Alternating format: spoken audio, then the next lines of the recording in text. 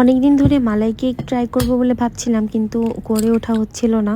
তো আজকে ভাবলাম আজকে মালাই কেকটা বানিয়ে ফেলবো, এবং অবশ্যই এটা একটা ইন্সপায়ার্ড রেসিপি। আমি ইউটিউবে একটা আপুর ভিডিও দেখে তার ইনগ্রিডিয়েন্টসগুলো হুবহু ফলো করেই বানাবো, কিন্তু বানানোর ওয়েটা আমি আমার মতো করে বানাবো। লাইক আমি কেক সাধারণত ওভেনে বানাই, বাট আজকে আমি ওভেনে বানাবো না, আজকে আমি গ্যাসের চুলায় বানাবো আর মাটির হাঁড়িতে ভাপে দেবো, যেভাবে পুডিং ভাপে দেয়।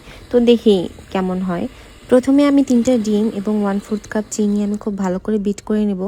বিট করে নেওয়ার পর যদি উপরে এরকম লেখা ওঠে তখনই বুঝতে হবে বিটটা হয়ে গেছে, তো একদম পারফেক্ট হয়েছে। তো এরপরে আমি শুকনো ইনগ্রিডিয়েন্টসগুলো অ্যাড করব, লাইক ময়দা, তারপর বেকিং পাউডার। এই কেকটা বানাতে সিম্পল কিছু ইনগ্রিডিয়েন্টস লাগে, বাসাতেই থাকে সবসময়, এক্সট্রা কিছুর প্রয়োজন নাই। তবে এখানে ভ্যানিলা এসেন্সটা অ্যাড করে, কিন্তু আমার বাসায় ভ্যানিলা এসেন্স ছিল না, আমি দেইনি। শুকনো ইনগ্রিডিয়েন্টসগুলো আমি 3 ধাপে অ্যাড করব, এবং অবশ্যই এটা খুব ভালো করে ছাঁকনি দিয়ে চেলে নেব। আমি কতটুকু কি ব্যবহার করেছি আমি এটা ডিসক্রিপশনে বা কমেন্টে লিখে দিব, যে কতটুকু আমি ইনগ্রিডিয়েন্টস ব্যবহার করেছি। যারা ট্রাই করবেন তারা এই মাপে ট্রাই করলে ইনশাল্লাহ পারফেক্ট হবে। তো আমি এটা 3বারে অ্যাড করেছি, যাদের ইচ্ছা হবে তারা একবারেও অ্যাড করতে পারে, অথবা একবারে অ্যাড না করাই ভালো, এটা ধাপে ধাপে অ্যাড করা ভালো। আমি খুব সুন্দরভাবে এটা মিক্স করে নিয়েছি, এবং মিক্স করার পর স্প্যাচুলা দিয়ে টেস্ট করে দেখব যে আসলে খুব ভালোভাবে মিক্স হয়েছে কিনা। এবার আমি 6 ইঞ্চি একটা মোল্ড নিয়েছি, কেক মোল্ড, এবং খুব ভালো করে তেল ব্রাশ করে আমি একটা পার্চমেন্ট পেপারও দিয়ে দিব। আর প্রথমেই বলেছি যে আমি কেকটা আজকে আমার মতো করে বানাবো। আমি ওভেনে কেক বেক করি, বাট আজকে আমি চুলাতে মাটির হাঁড়িতে যেভাবে পুডিং বেক করে, মানে ভাপে বসিয়ে, আমি সেভাবে কেকটা বানাবো।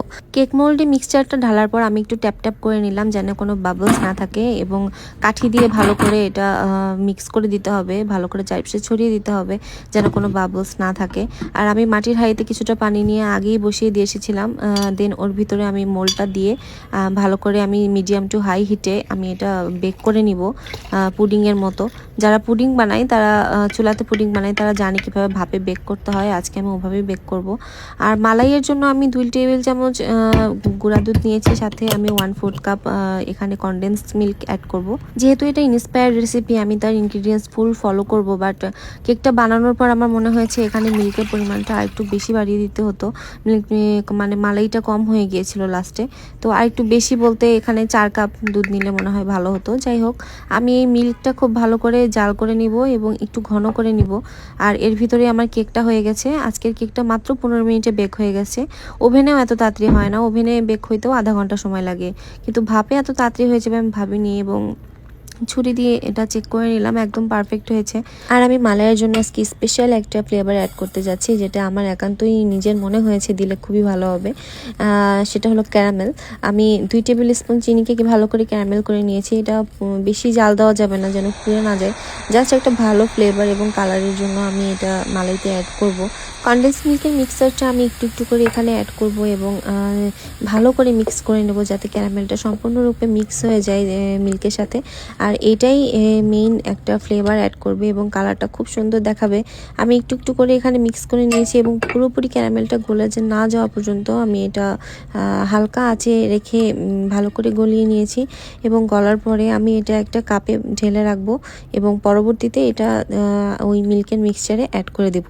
এই মিল্কের মিক্সচারটা আর একটু ঘন হলে ভালো হতো, আমি খুব একটা বেশি ঘন করতে পারিনি, একটু সময় নিয়ে ঘন করে নেওয়া উচিত ছিল, আমি করতে পারি নাই।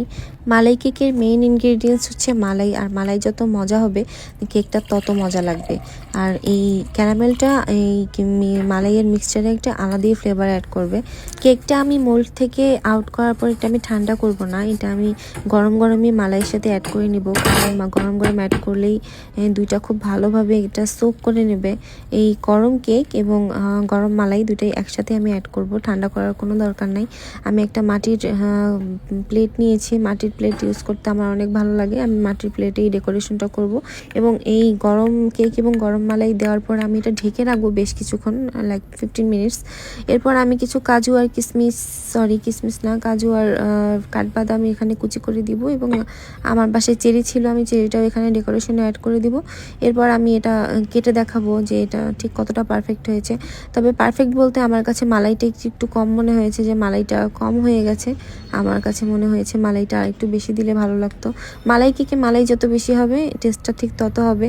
উপরে চকলেট কিংবা মালাইয়ের গার্নিশিং দেওয়া দিলে ভালো লাগবে। আমি এখানে চকলেটও পাই নাই আর মালাইও কম ছিল, তাই আমি কনডেন্স মিল্কেরই ডেকোরেশন দিয়েছি।